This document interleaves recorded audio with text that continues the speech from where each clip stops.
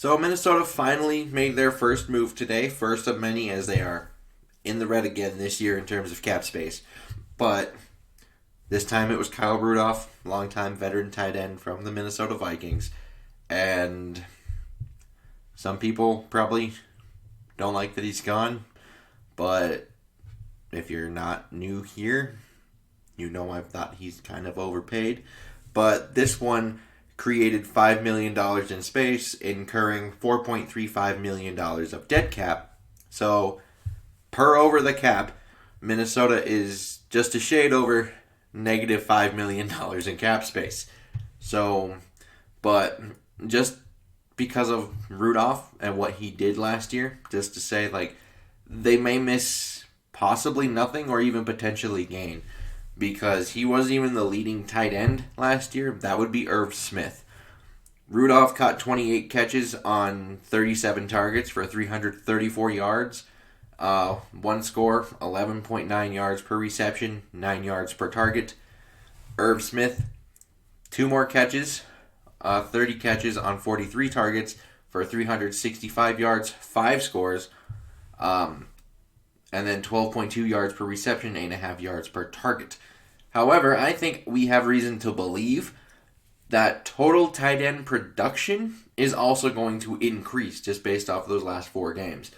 And I have also included rushing stats because this is a run-first offense that primarily uses 2 tight ends.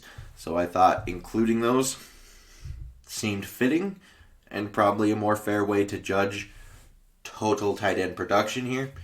So with Rudolph for the first 12 weeks, 47 catches, 65 targets, 542 yards, 11.5 yards per reception, 8.3 yards per target, 3 total scores, 145.7 yards on the ground, with 14 touchdowns and 5.4 yards per carry.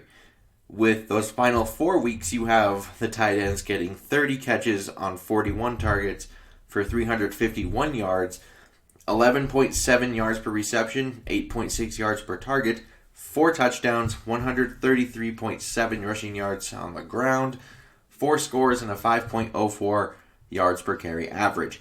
Now, just for their average games, just so we can put those numbers a little bit in perspective, I have rounded this to the nearest whole number when I could.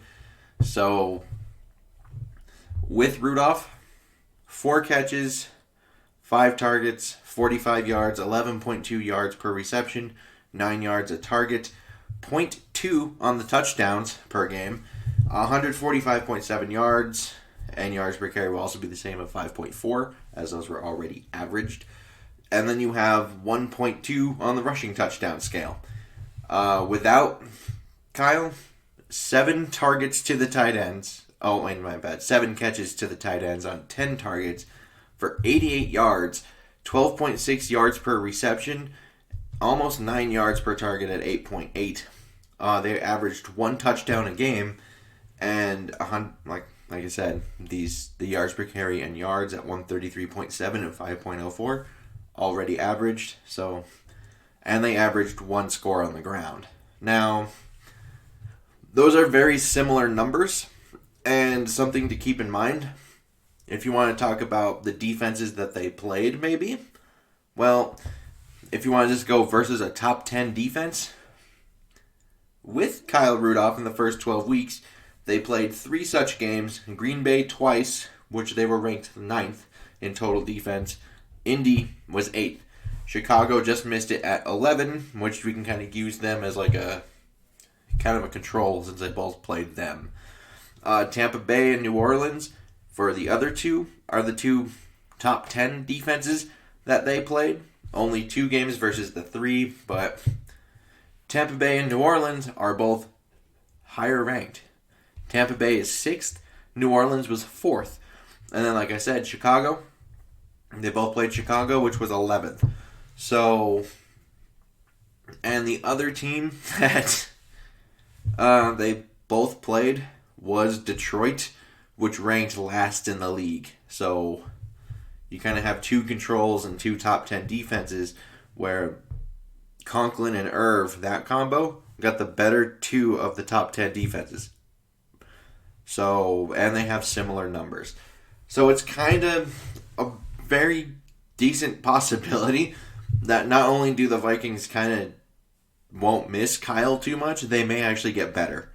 And that's one reason why this move makes a ton of sense, because Rudolph kind of wants to catch more passes. He's voiced that in the past. So Minnesota paying him to basically not be the primary receiving target for the team when you got Irv Smith, who's already kind of taken that role,